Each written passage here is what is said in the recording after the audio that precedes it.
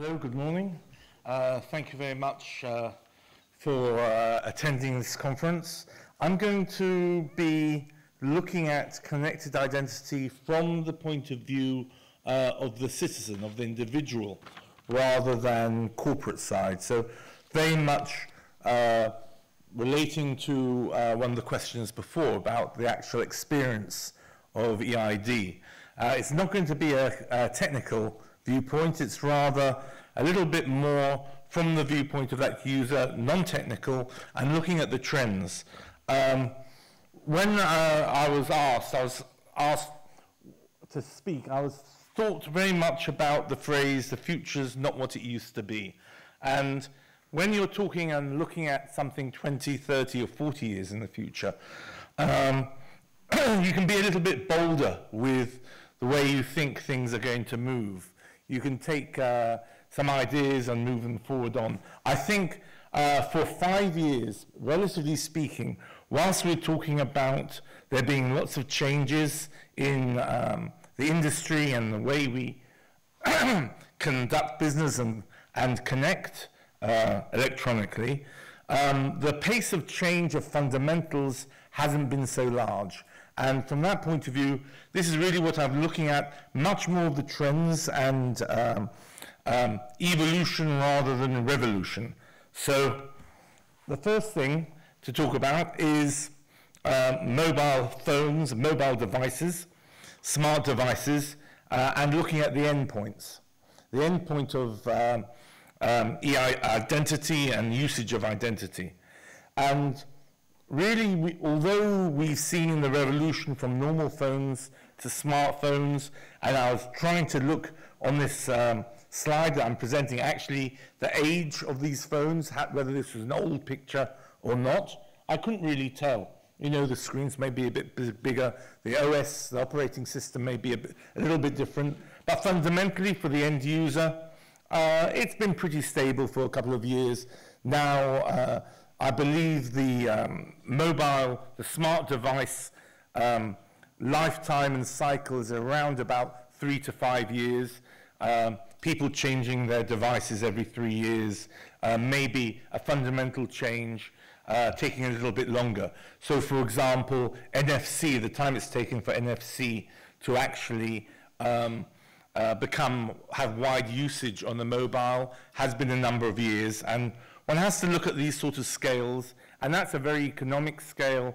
It's a scale of how fast people can afford to change their mobiles. And as the smart devices tend to be, get more expensive, and I was just told, Detlef told me earlier on that smart TVs generally are going down in price, yet smart devices are increasing, an interesting point of view. But the endpoints, the way that individuals will be connecting and interacting with services seems to be more and more with these smart devices, the handheld computer. And from that point of view, they've obviously gone way past the desktop and notebooks even. And that's, I think, the trend will continue. You may have slightly different formats. The devices may get a little bit bigger, smaller, transparent, bendable, but pretty much you're going to have some form of smart device in your hand, connecting to services. Whether it's personal services, interacting with smart cities, interacting with the other devices, the IoT, Internet of Things, but basically you will have some sort of handheld device. And so I think that within the next 5 years or so, I don't think that's going to change too much. You'll still have some form of device. Authentication is going to be an issue, and as people become more and more aware of the importance of correct and strong authentication, and what you're doing with the device, what you're doing and how you're interacting becoming more and more important, then authentication is likely to be that much more of an issue. It's all about convenience. This is the problem, because convenience and authentication doesn't always fit together. So it won't necessarily be by a fingerprint, as I've got here. It could be some combination of biometrics. We've seen, and we've spoken at this conference over the years, different forms of biometrics and combining biometrics. But in reality, the downsides of combining biometrics, the upsides, are really secondary to the convenience. And users, it's been seen quite clearly that they care very little for the real in-depth security knowledge, the knowledge of how things work, but it's convenience, it needs to be. Whether we like it as professionals or not, that's the way it is. So the combination of maybe voice recognition, facial recognition, by fingerprints, or a combination, something which can be collected easily on a smart device, is really where I think it's going. And somebody said about a year ago, I was speaking with a member of the UK government, and we were talking about the use of facial recognition on a smartphone. And he said, well, look, I've got a smartphone and it doesn't have a camera on. And it seems right. I did a bit of research and found out that in the UK, about 85% of all mobile devices sold had a camera on them. And his was an exception.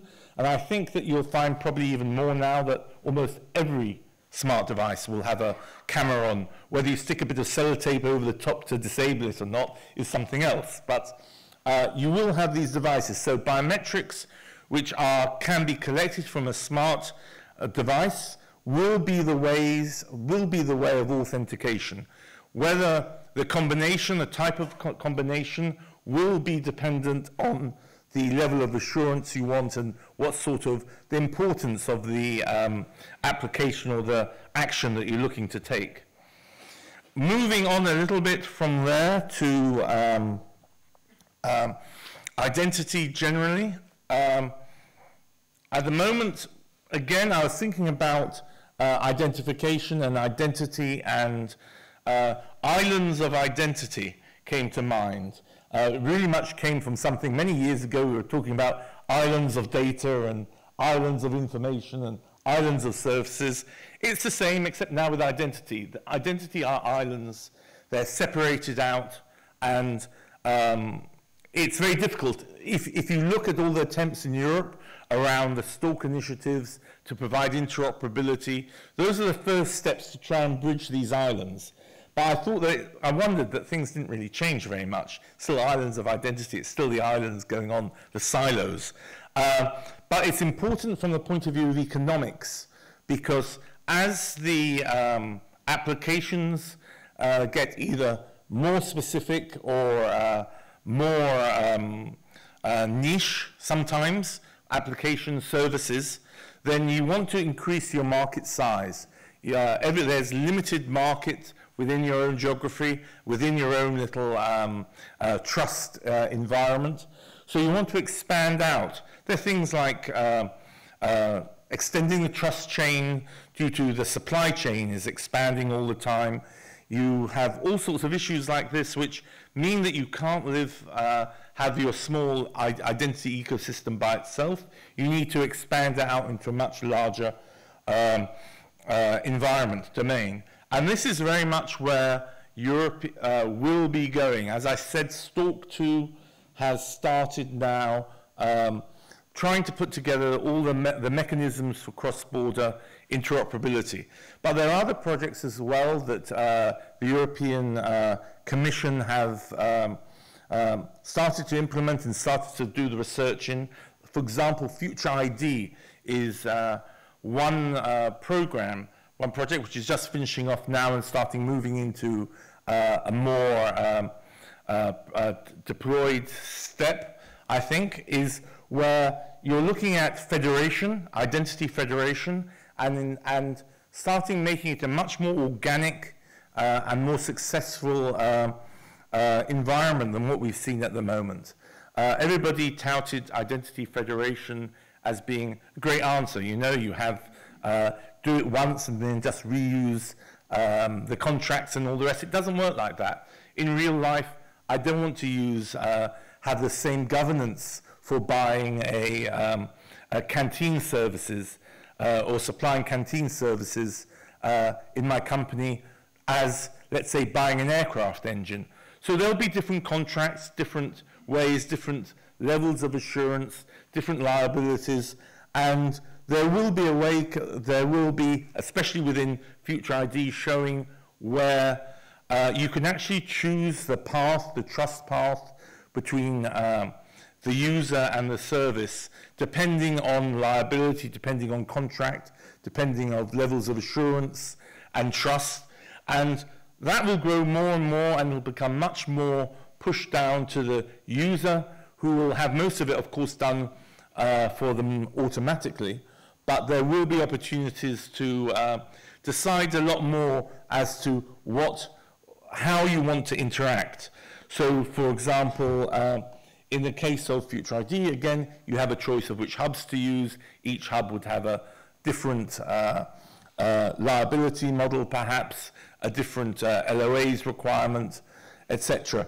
So that's the sort of way that I think you'll go with regards to addressing the identities, the islands of identity. And I think this is the way which, especially with the IDAS regulations coming out, or just come out now, and the actions being into law, it means that this will become more and more of a reality. Okay, looking a little bit more at the IDs, proxy IDs. At the moment, we have a problem that for the strongest assurance, using electronic IDs, maybe state IDs, they tend to be restricted in their use. Many countries restrict how the digital IDs work, or rather how they can be used. They're ruled by specific governments, their governance limitations. But most people perhaps will not want to utilize their national ID in every aspect of their lives. There's a political view, there's a social view that they don't want to use EIDs all the time. So they'll grow a class of ID, a proxy ID, which will use the national ID or the registry as a trust anchor. And then from there, they'll use that as the initial identity proofing or part of the identity proofing, and then go out, then provide their own contractual working and governance. So the move from EID, which is controlled by governance and law, governance and EID and national rules, to contractual rules with maybe specific liabilities, different liabilities. And also for a citizen to interact and be much more intimate with their identity. Very much so that we had many years ago, the credit cards went through affinity cards and people wanted to be associated with their identity, for it to be part of their own being.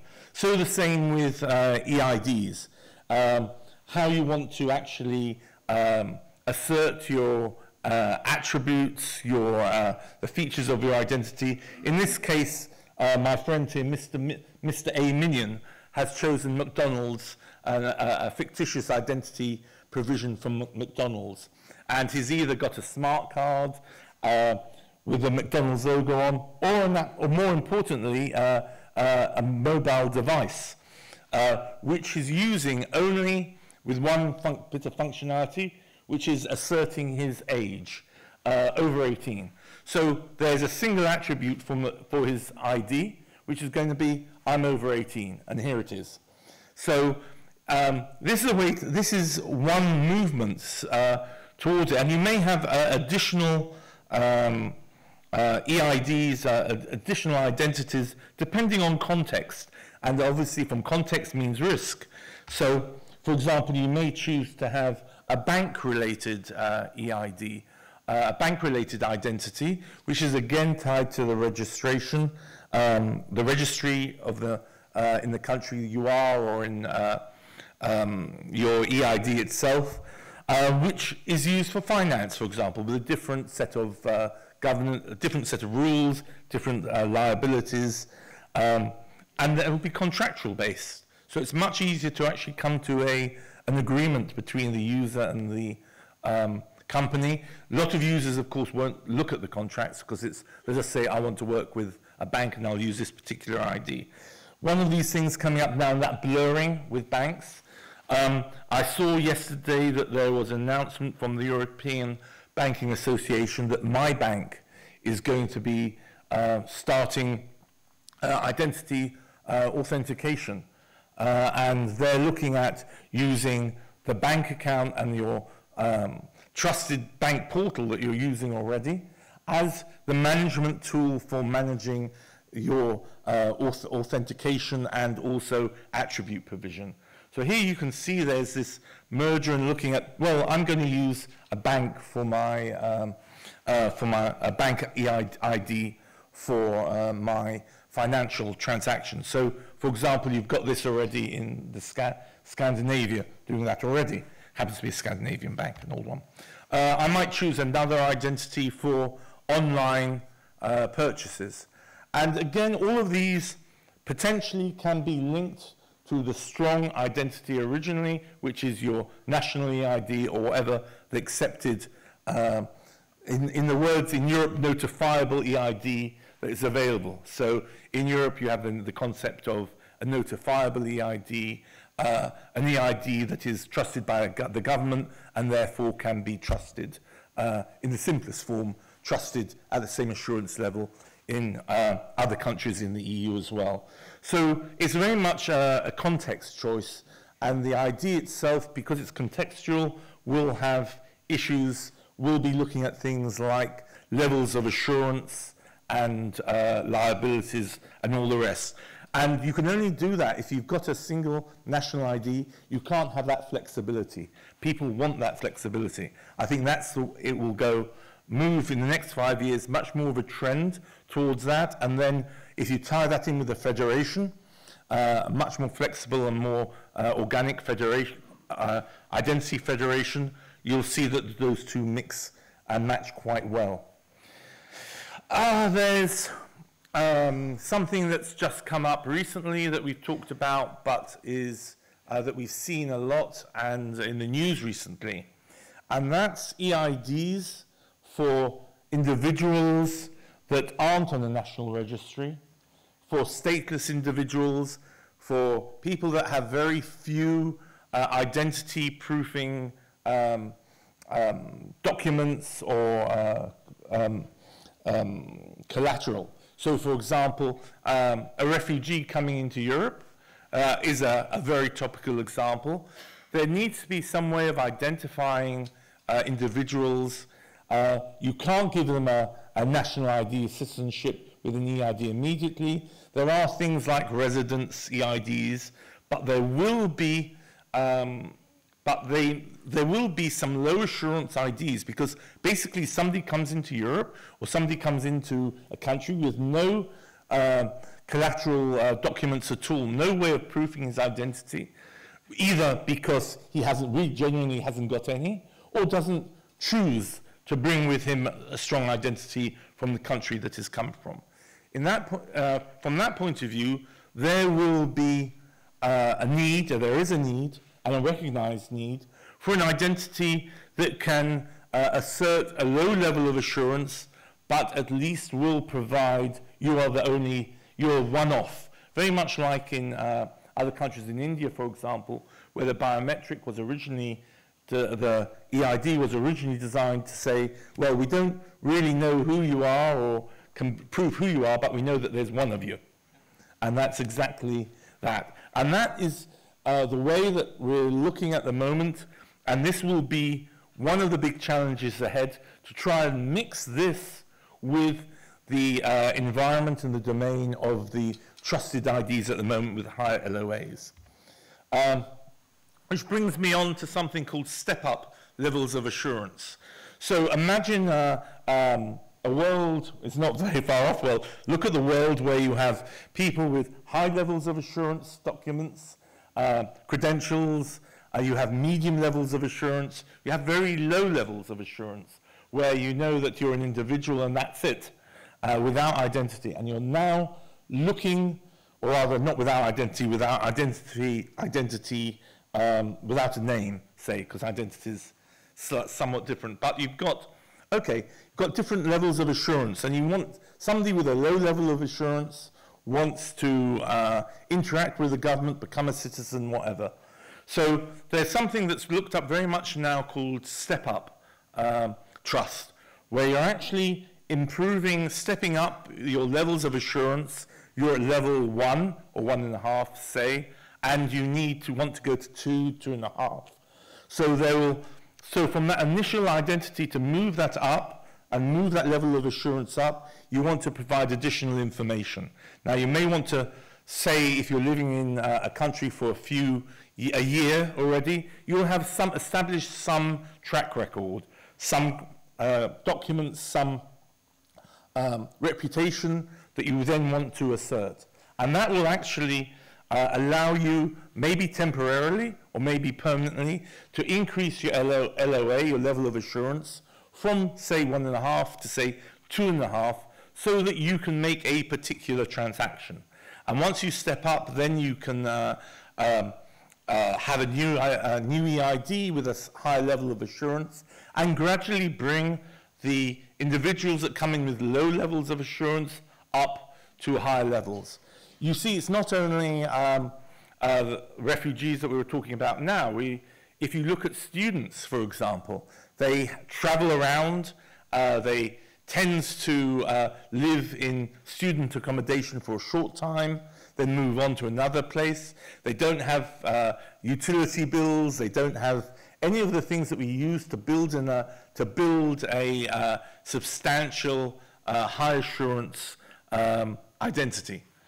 So we have to move all these people into the higher levels of assurance. Step up levels of assurance are that, and there's standards now being looked at around ISO and OASIS are doing a lot of work on step-up assurance. So that's something, again, will become more and more predominant as people that have got a level of assurance which allow them to do certain things need to interact more and more at higher levels. Okay, something else, privacy. I think privacy will be much more demonstrable now than, or in the next 5 years than it is at the moment. And I think there could be a move towards monetizing of your identity and your attributes. So you keep yourself to a particular identity, asserting very little information about yourself, but for payment either in money or in kind or in benefits, that you provide additional information.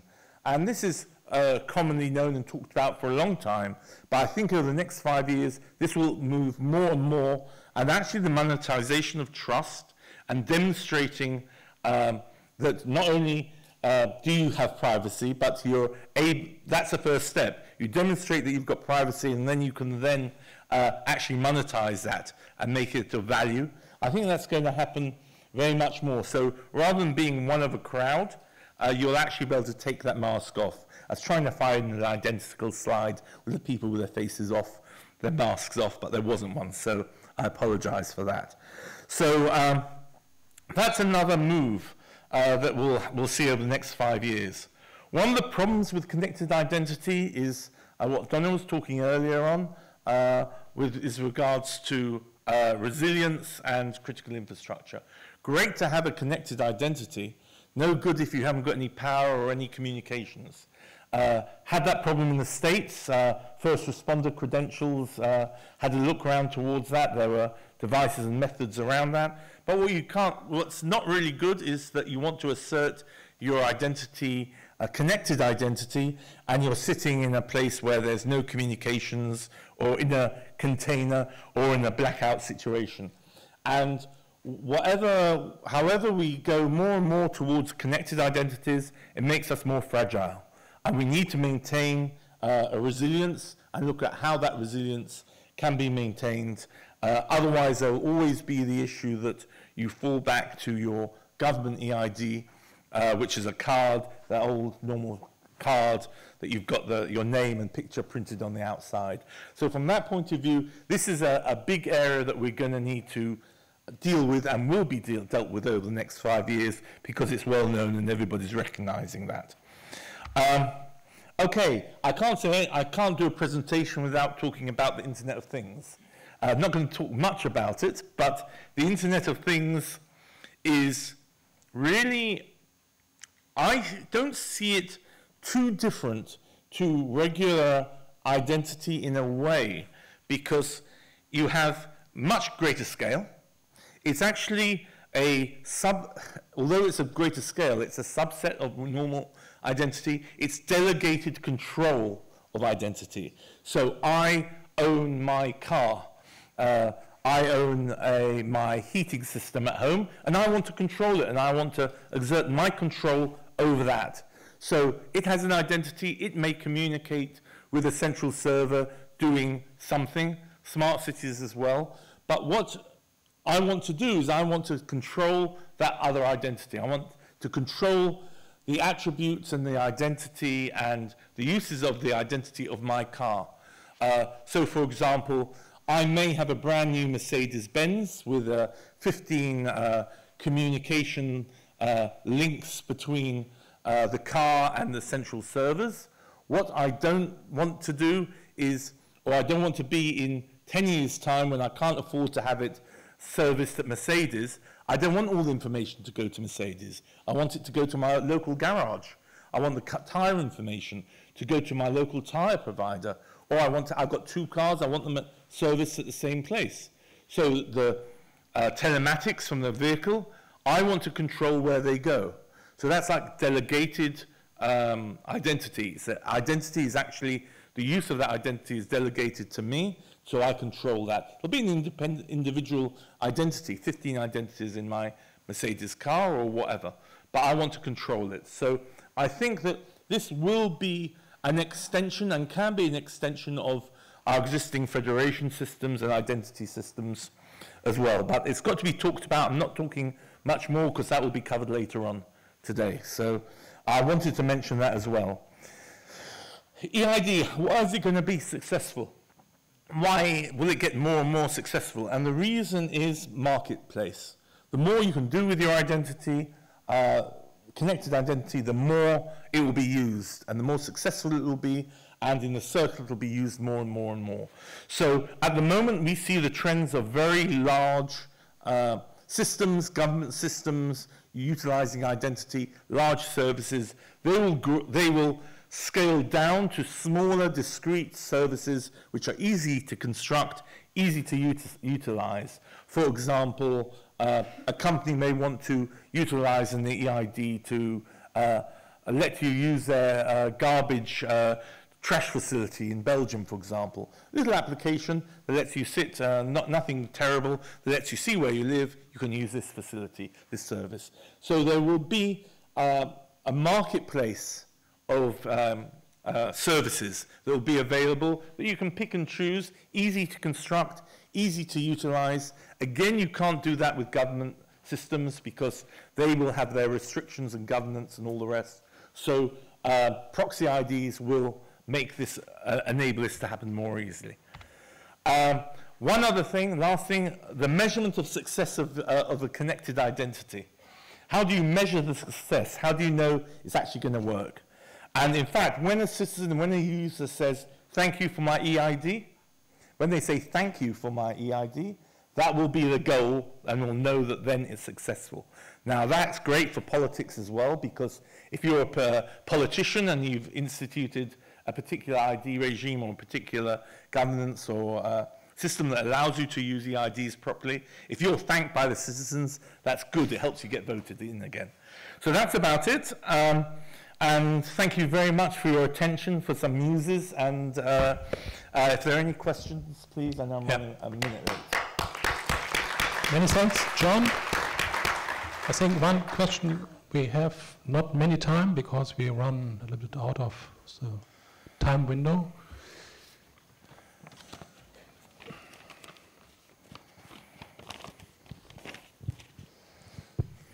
Thank you. My name is Sal Franco, macroeconomist. You said something very fascinating, talking about Internet of Things devices, when you said the example of my Mercedes car that can be serviced, and then my data can be used for my other cars or wherever I am. Mercedes, for example, sells all over the world. It's not only Germany, Europe, it's in US, in Asia, everywhere. How do you see the possibility to have data downloaded, used in so diverse communities? I'm hinting at the role of standards. How do you foresee that this Internet of Things might have the possibility to leverage whatever is done in Germany, for example, in the US, in South America, or in the Far East? Thank you. Yeah, standards are going to be very important as the scale grows. And as you move across from Europe to global environment, you're going to need to have the standards and the protocols and the communication.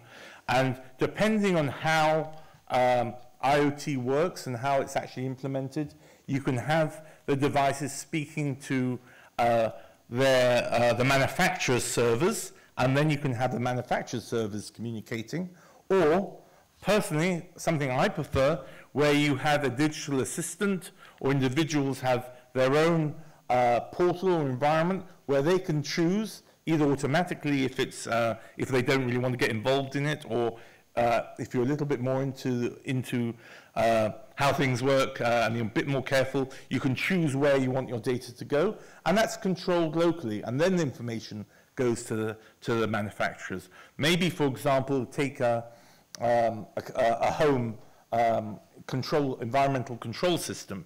You may want to say, yeah, I'm quite happy sending that information to the local authority for statistics, for the smart city stuff, but I want to have the data going to my own portal and then going to maybe a particular power company. And I think that has to be the choice, has to be eventually at the individual end rather than at the end of the manufacturer of the device. So you will need to have standards to do that, and there are standards now being evolved around that. Again, I'll leave that till later on for people to speak, but there are standards going around that. But I think I can add one point along the TTIP discussion between European Commission and the United States. There was clear the understanding that the car-to-car communication in the United States follow another standard than in Europe. Also the car-to-infrastructure, so it's completely different ways and different policies behind. And the car industry knows that cars for the United States cannot come back to Europe in the future because they're designed for this area only. So this is at this work. But nevertheless, I think we must stop for today.